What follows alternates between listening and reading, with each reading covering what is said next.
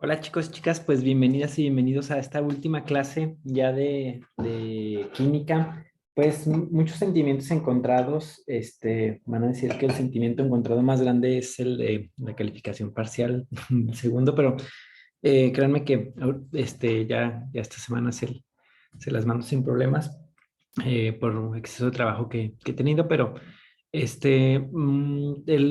final es lo que vamos a charlar un poquito sobre eso, de cómo va a ser, pues, nuevamente uno de estos exámenes de opción múltiple. Son sencillos, y pues hay que estudiar y demás. Este, Hay este medio cuadernillo que vamos a realizar, no lo vamos a realizar todo, solamente hasta donde lleguemos hoy, que va a ser la parte más que nada teórica y lo de sistemas dispersos, eso va a quedar pendiente para otro momento, ya no lo alcanzamos a ver en este periodo. Pero quedamos hasta la parte de propiedades coligativas. Entonces, chicos y chicas, pues voy a permitirme compartir pantalla para que pues comencemos con ello. Vamos a tener cuatro propiedades coligativas. Una propiedad coligativa es aquella propiedad que cambia con la concentración de soluto en un solvente. Eso es como se define una propiedad coligativa. Ya vimos, ya les dije, ya habíamos visto otras propiedades coligativas. Las propiedades coligativas son cuatro que van a cambiar conforme cambie la concentración de soluto en el solvente. Una de ellas es descenso de la presión de vapor. La cantidad de partículas en un recipiente que se vaporiza es menor a la cantidad que si fuera el solvente puro. Es una mezcla, es menor debido a que hay atracciones intermoleculares y además hay una menor cantidad de solvente en la superficie del líquido. Los efectos que vamos a ver aquí son solamente para el solvente, no para el soluto, para el solvente. En este caso, el quien desciende de la presión de vapor es el solvente. Imaginemos un ejemplo muy sencillo que va a ser agua con sal. Si yo le pongo sal al agua, voy a tener este efecto que va a ser el descenso de la presión de vapor del agua, es de quien voy a medir esta propiedad. Ay, se quedó apretado extrañamente. Este, y se puede graficar por medio de el diagrama de fase. En el diagrama de fase vamos a tener aquí para una temperatura fija, presión variable. Voy a tener el diagrama de fase, que en este caso es el color rojo de la sustancia pura, y voy a tener ahora el diagrama de fase de la sustancia mezclada. Aquí puedo ver que la sustancia mezclada en este caso es esta que tengo aquí, que sería con color verde. Entonces, la presión de vapor es la presión a la que a una temperatura en específico un líquido pasa a ser gas, de líquido a gas. Si se fijan, si en este ahora era una presión mayor, ahora a la misma temperatura va a ser a una presión menor. Hay una depreciación, hay un descenso. La siguiente propiedad coligativa es aumento en el punto de ebullición. Ahora voy a tener a una presión fija, una variación en la temperatura. Tengo aquí un diagrama de fase. En el diagrama de fase puedo encontrar las tres regiones: sólido arriba a la izquierda, líquido en medio y vapor abajo a la derecha. Estas tres regiones puedo ver que en medio a la derecha, en este caso va a ser líquido a gas, es un punto de ebullición. A una presión fija, ahora en la línea rosa era la sustancia original, ahora la línea azul va a ser la sustancia mezclada.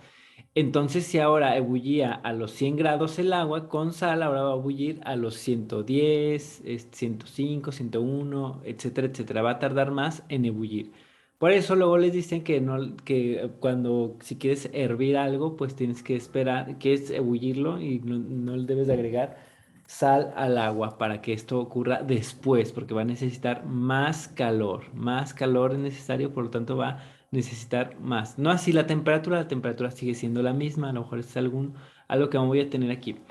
Esto es dependiente o es relativamente proporcional a la concentración molal. Esa M minúscula es molal, no es masa ni nada.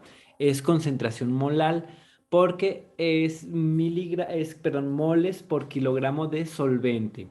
Moles por kilogramo. No lo vamos a alcanzar a utilizar, nada más que la sepan, es el aumento en la temperatura de ebullición es igual a la constante ebulloscópica, así se dice, Kb es constante ebulloscópica por la concentración molar. Ahí voy a tener cuánto va a variar de temperatura. Es mi delta de temperatura. Muy bien, ahora voy a tener ahora el descenso del punto de congelación. No me gusta cómo está este aquí. Este está como mal dibujado. En realidad es un mal dibujo. Porque tendría que ser otra vez a una presión fija. En este caso, la presión fija de una atmósfera. Si congelaba aquí, ahora va a congelar a más frío. Ahora va a congelar a más frío. Entonces, si congelaba 0 grados Celsius, entonces, ahora va a congelar a -5 grados Celsius. Entonces, aquí tenemos algo muy importante, es algo que se utiliza muy frecuentemente. Cuando yo tengo más concentración de un soluto dentro de un solvente, este solvente va a congelar a menor temperatura y además va a ebullir a una mayor temperatura. Este principio lo utilizan algunos componentes como lo son los anticongelantes. Un anticongelante se utiliza en los coches y me sirve para dos cosas. Una cosa es, si estoy en un lugar donde neva, donde hace frío abajo cero, le voy a poner anticongelante al coche para que si tuviera agua original, pues agua pura, esta agua se congelaría para los procesos internos que necesita el auto, se congelaría a 0 grados, pero como le puse anticongelante, necesita una menor cantidad de temperatura, por lo tanto no va a congelar tan rápido. Es por ello que se utiliza un anticongelante, que es un componente que se llama propilenglicol, que no genera sarro. ¿Podría tener agua con sal y no congelar? Pues sí, sí podría, pero la sal, lamentablemente en el agua, en las tuberías, genera sarro. Se utiliza propilenglicol, que es un componente orgánico, es como la glicerina, y pues básicamente es glicerina, que permite que no se congele, pero sirve para dos cosas. Podrán decirme, ¿para qué le pongo anticongelante a un coche aquí en México donde no tengo temperaturas inferiores a los 0 grados? Pues resulta que sirve para algo. El coche se calienta mucho, por lo tanto puede calentarse hasta los 100 grados, porque es un motor. Entonces ese motor se va a calentar mucho, entonces no quiero que el agua se evapore. ¿Qué es lo que va a pasar? Pues ahora el agua va a evaporarse a mayor temperatura, a una mayor temperatura. Por lo tanto, el anticongelante tiene dos funciones. Aquí en México sería básicamente antiebullante, por así decirlo, porque no va a ebullir a tan poca temperatura, pero sirve para las dos cosas. Entonces pues le dejamos el nombre que se le hizo generalmente. Entonces aquí lo tenemos resumido: dos propiedades coligativas y la tercera, dos propiedades a una presión fija. Presión fija, tengo disminución del punto de congelación. Este es el diagrama de fase nuevo, que las sustancias, cuando le ponemos un soluto dentro de un solvente, cambian a un diagrama de fase nuevo, y aumento en el punto de ebullición. Y a una temperatura fija vamos a tener, si esta era una presión de una atmósfera, ahora para hacerse vapor a una temperatura fija va a ser menor, descenso de la presión de vapor. Tengo tres propiedades coligativas, son cuatro. Tres se definen aquí en la gráfica que tenemos, de esta manera. El diagrama de fase es aumento en el punto de ebullición, disminución del punto de congelación y disminución de la presión de vapor. Y el otro es cambio en la presión osmótica. El cambio en la presión osmótica es una propiedad también coligativa que a veces no se ve porque necesito un sistema de barrera, para poderse generar. La ósmosis es un proceso en el cual voy a tener un fenómeno de transporte que va en contra del gradiente, va en contra de lo que pensamos. Piénsalo muy bien, porque muchas veces nos confundimos con la ósmosis y la difusión. ¿Qué diferencia hay entre ósmosis y la difusión? Bueno, primero que nada, es un fenómeno de transporte. Debe haber una barrera física entre dos lugares donde voy a tener una solución. Esa barrera física se le llama membrana. Puede ser un papel filtro, un plástico poroso. Por poner un ejemplo, un huevo que normalmente utilizamos para comer, esa tiene una membrana, de esa parte que es durita, es porosa y de hecho está muy bien sellada. Dicen que no deben de lavar los huevos porque al momento de rasparle descubren los poros y succiona las posibles bacterias que tenga alrededor por un efecto de vacío. Justamente es una membrana semipermeable, permite ciertos pasos de cosas y otras no, unas sí y otras no, y eso debe al tamaño. Ahora, la lógica dice lo siguiente: una concentración alta entra en contacto en una concentración baja y la concentración alta se mueve a la baja y viceversa para tener la misma concentración.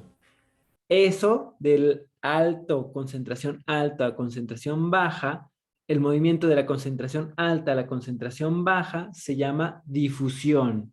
Difusión. La ósmosis es al revés. La ósmosis es de una concentración alta a una concentración baja. El movimiento es de la concentración baja a la alta. Podrán decirme por qué, no tiene sentido.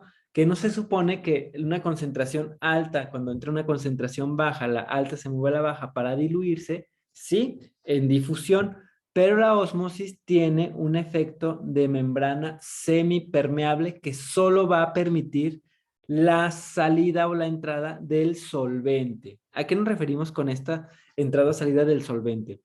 Una concentración alta con una concentración baja, la concentración baja se mueve a la alta, pero solo el solvente, provocando que si le quito solvente a esta que tiene concentración baja, es como si yo tuviera un vaso un vaso de agua con una cucharada de azúcar.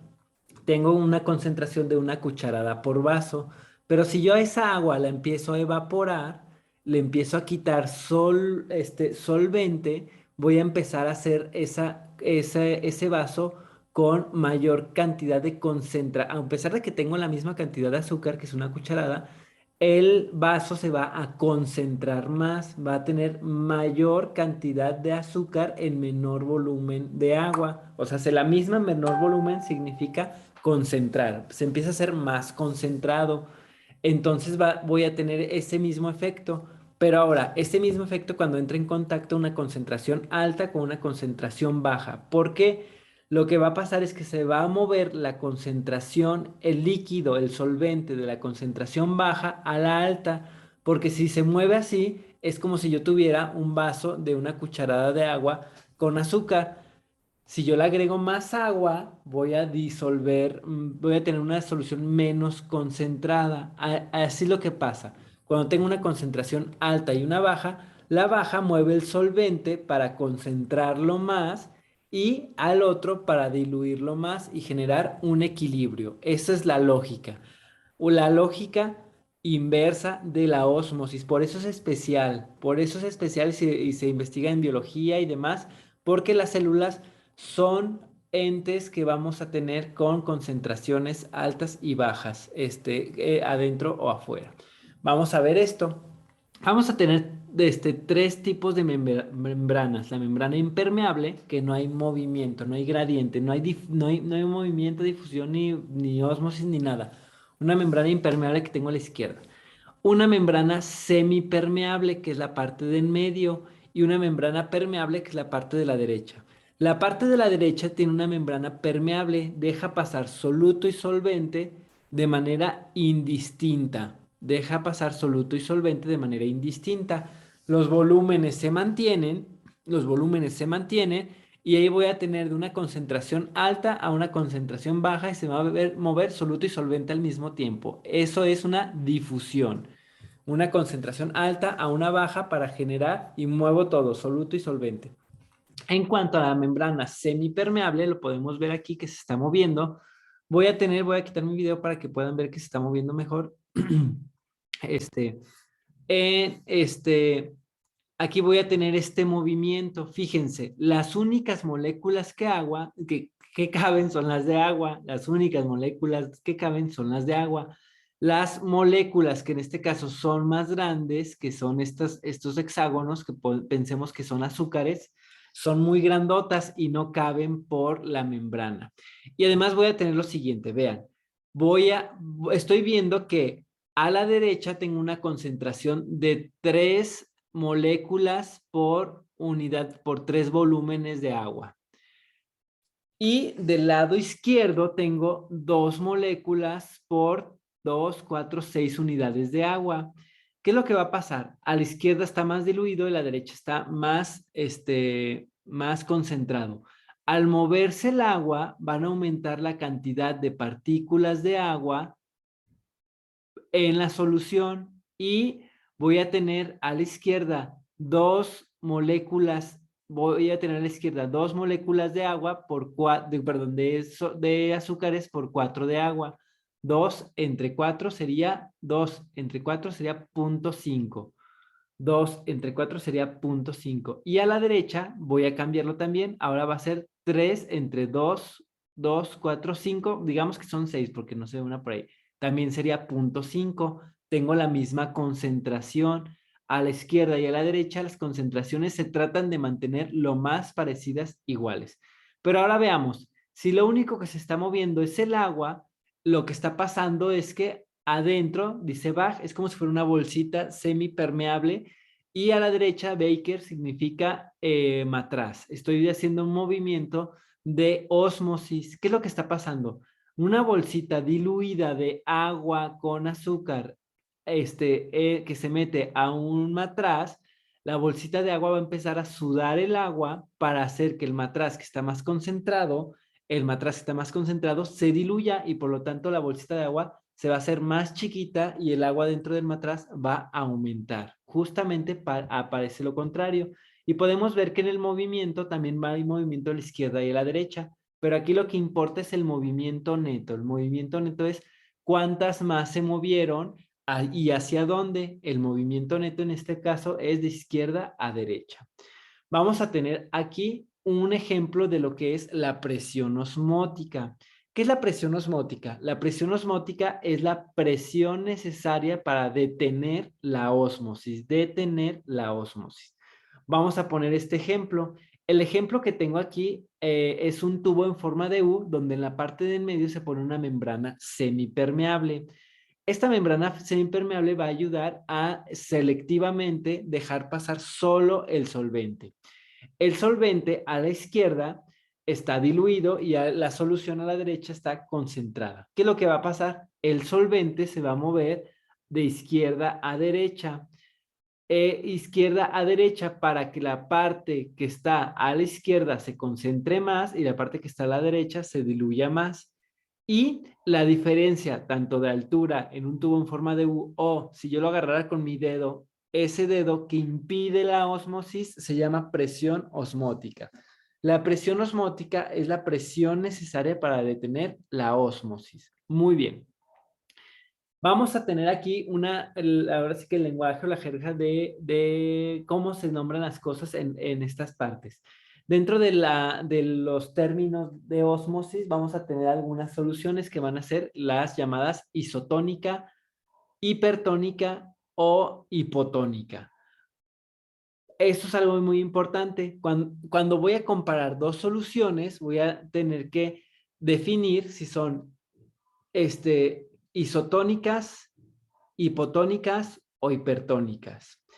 Un ejemplo, el movimiento de la ósmosis se da de diluido a concentrado del solvente. Se va de hipotónico a hipertónico para alcanzar las mismas concentraciones, para que sean isotónicas entre sí.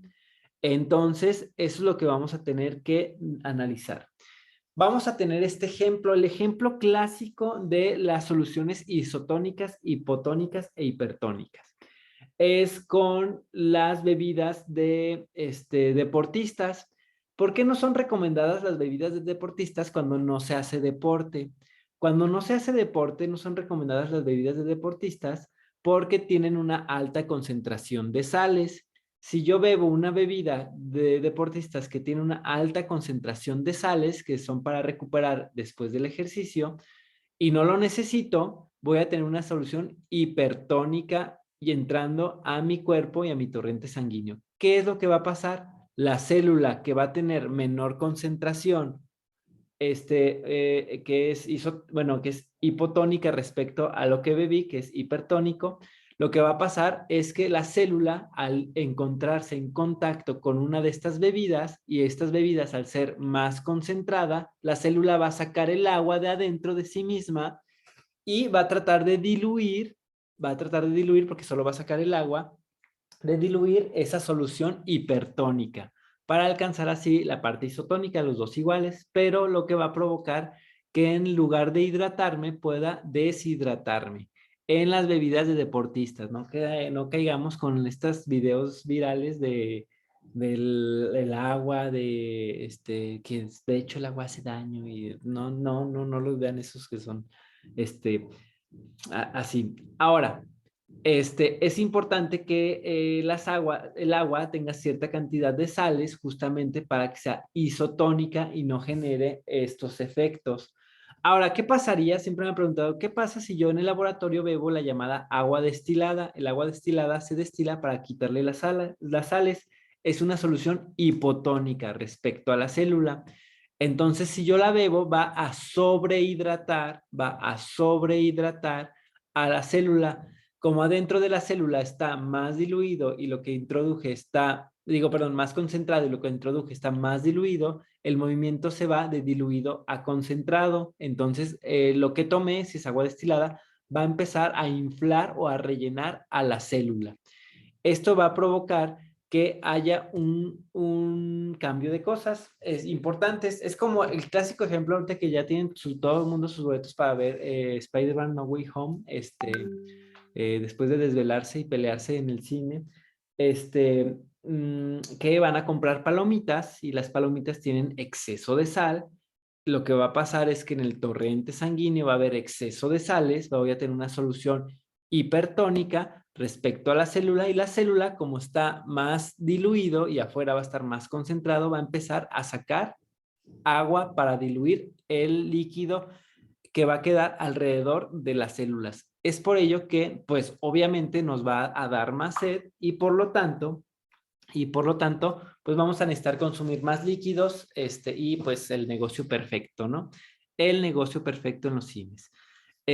Vamos a ver aquí el ejemplo de lo que les digo que va a ser los medios de qué va a pasar. El modelo estándar para analizar esto, que es el torrente sanguíneo, va a ser pues estas donitas, estas buenas donitas que tenemos aquí, que van a ser las glóbulos rojos. Los glóbulos rojos tienen esta forma de donita. En un medio isotónico, el movimiento neto es cero. Tengo la misma concentración afuera y adentro y no va a pasar nada. En un medio hipotónico, afuera hay menor concentración de sales y adentro de la célula hay mayor concentración de sales. El movimiento es de hipotónico a hipertónico. El movimiento es de hipo a hiper. Entonces va a empezar a rellenar a la célula y la va a inflar como una pelota. Así va a quedar la pelota. Y va a provocar o puede provocar la lisis celular, puede incluso explotar. Y el medio hipertónico es aquel que les dije, va a ser cuando ustedes coman las palomitas mientras ven el estreno de Sing 2, No Way Home y qué otra están esperando mucho, pues no van a poder, soportar esa gran cantidad de sales y lo que va a pasar es que la célula va a sacar agua, va a sacar agua. Entonces, ahí está. Vamos a ver este ejemplo, que es el ejemplo de la lisis celular en un medio hipotónico. Vean muy bien, en un medio hipotónico entra agua, el movimiento neto es hacia adentro y se empieza a inflar, a inflar, a inflar hasta provocar la llamada destrucción celular. Es por eso que hay que tener cuidado con estos medios. Hay unas aguas inyectables. Cuando ustedes hagan la práctica, esperemos que ya el próximo semestre estén dentro de mi laboratorio y tengamos esta práctica de las inyecciones, que la hacemos para que aprendan a inyectar. Hay algunas personas compran agua para preparar medicamento, no agua inyectable. El agua para preparar medicamento generalmente es agua hipotónica y pues se les ocurre inyectarse esa agua hipotónica, tiene menor concentración, puede provocar la lisis celular y por lo tanto de verdad causa más dolor. ¿Por qué esa agua se utiliza para preparar medicamento inyectable? Pues esa agua se utiliza para ponerla en un medicamento y que ya en el medicamento ya tiene las sales necesarias, extras, además el del medicamento ya tiene una concentración y por lo tanto ya se vuelve isotónica, pero no la ponen hipotónica y órale, duele mucho.